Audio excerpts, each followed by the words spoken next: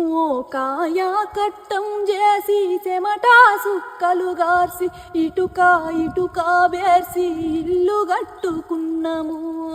ఆరారిరో ఎదిగిన మా బిడ్డలనే పసిగుడ్డులుగా చూసి ఇల్లే మా పొదుగంటూ దాసి పెట్టుకున్నాము. ఈరా బంధుల కలికి మా గూడు సెదిరే నీకున్నదిరా తల్లి బాధ సుండే. చివరిసారి ఇల్లును చూసుకుంటమే ఇంత ఇసమన్న ఇయుర్రి చచ్చిపోతామే.